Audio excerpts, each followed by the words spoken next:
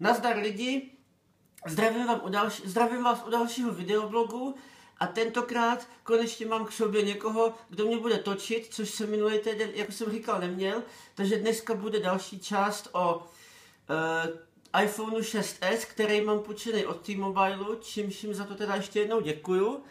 A dneska bych vám chtěl ukázat 4 aplikace. 2 z nich jsou aplikace pro nevidomé, přímo navržené, a další 2 jsou obyčejní jízdní řády a nádražní tabule. Takže první aplikace se jmenuje Vision Hunt a tato aplikace je výborná na to, že ona umí detekovat barvy. To znamená, když člověk nemá doma nikoho vidícího, stačí mu telefon, aby si třeba prostě zjistil, jakou barvu má, nevím, tričko nebo prostě cokoliv, jo. Tak teď vám to právě ukážu. Je to teda anglicky, takže to budu potom, a kdyby někdo neuměl, tak to prostě řeknu, co to říkalo česky. Takže první tady takhle vemu tenhle ten deklik. Mám tady otevřenou aplikaci Detect Color. Si musím ten deklik takhle najít. Máme foťák. Orange. Jo, deklik je oranžový, řeklo mi to orange, výborně. Druhý deklik. Druhý deklik.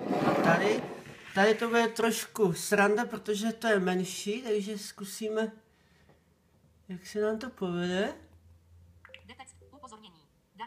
Dark green. Jo, takže taky. Jo, to je výborný, prostě když člověk, že nemá doma nikoho k sobě, tak si může tím telefonem takhle zjistit barvy. Detekce barev je jednoduchá věc, ale co když má člověk doma spoustu bankovek a po ruce telefon, tak telefon umí detekovat i bankovky. Zkusíme teda další aplikaci. Ta se jmenuje TapTapSee, umí toho detekovat teda spoustu, kromě bankovek třeba i značky na kafi, na sardinkách, na rybičkách, na konzervách, na všem možným. A na ty bankovky se mi to zdá nejužitečnější. Otevřeme TapTapSee. A teďka zase zkusíme tu bankovku.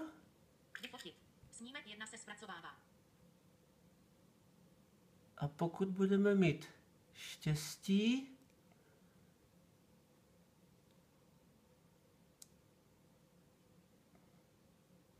na snímku 1 je 100 bankovek. Na snímku 1 je 100 bankovek. Mělo by to říct 100 koruna, ale ta aplikace je původně v angličtině a já mám pocit, že to ty výsledky prohání translátorem u Google, jo, takže, ale řeklo to 100 bankovek, je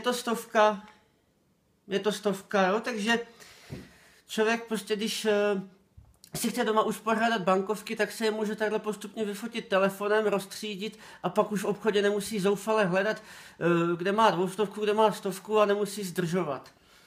Takže tohle byly aplikace special pro nevidomí a teďka jenom ukážu tak narychlo, jak funguje vyhledávání v nádražních tabulích, což jsou vlastně data, která se tahají přímo z webu Českých drah.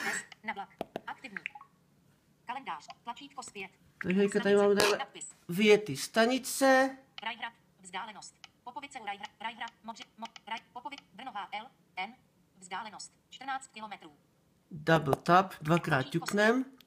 R 972, Praha HL, N, Tišnov, 18, 20, Řilomítko 5.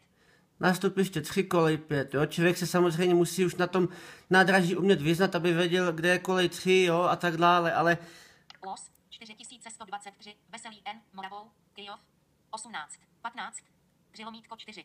Nástupiště 3, kolej 4. Los 4913, Vranovice, Brno H, Heršpice, 18, 10, 2 lomítko 2.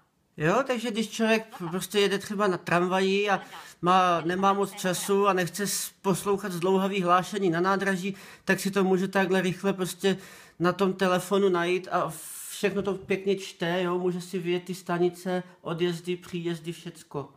A poslední aplikace, co vám dneska ukážu, je obyčejný IDOS, jízdní řády.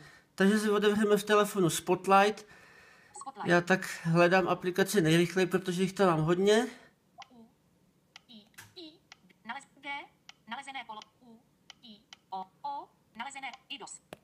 Zadal jsem první 3 písmena, vyjel mi IDOS.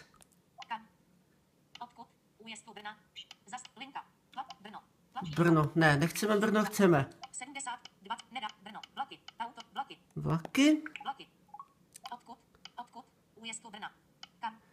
Jo, újezd jsem hledal už předtím, takže je tam újezd. Kam? Napíšeme první 3 písmena.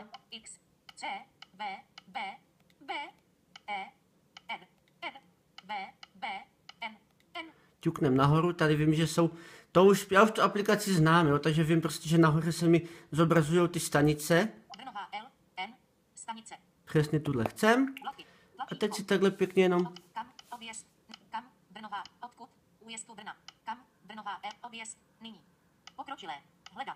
Mám to v pořádku.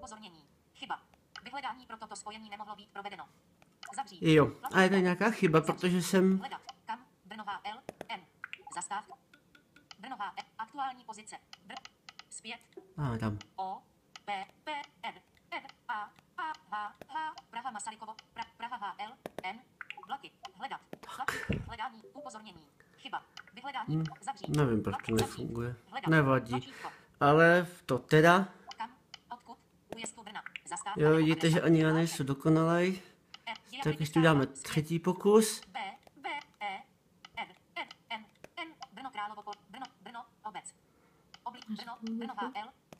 Mám zaplou Wi-Fi. Výborně. Tam je asi třeba přesně napsat, že chci z hlavního nádraží do hlavního nádraží, prostě přímo název stanice. Ale teďka, když si ťuknu. Za 6 minut objezd 18:20 Brno HL N R972 příjezd 21:51 Praha HL N. Tenhle vlak se mi nelíbí. Za 24 minut objezd 18:38 Brno HL N R378 Haydn příjezd 21:8 Praha HL N. Jo, a zase, že teď mi řeklo, že 18:38 odjíždí Railjet a já bych si potom tady mohl, schválně to zkusíme v těch odjezdových tabulích, zkusit ten Railjet najít, jestli už je v Brně vypsaný, tak schválně, jo? Tak, tohle bylo štěstí, protože jsem na něho přesně...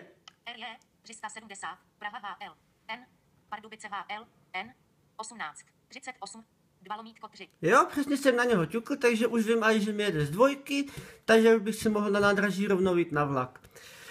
Takže takhle opravdu funguje rozpoznávání bankovek, rozpoznávání barev, vyhledávání spojení. Člověk už může být prostě takhle s tím telefonem úplně samostatný a nemusí se ani kolem vyptávat lidí a je to prostě ty technologie už dneska nám fakt opravdu pomáhají všude možně.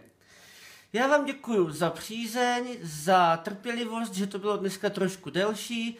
Příště natočíme zase něco jiného, třeba mám v plánu zase natočit další aplikace a tentokrát by to bylo asi něco o konzumování obsahu, to znamená, jak se dají číst na internetu zprávy, jak se dají číst elektronické knížky v telefonu a podobné srandy. Já jsem Pavel Ondra, tohle byl iPhone 6s a mějte se, dobrou noc!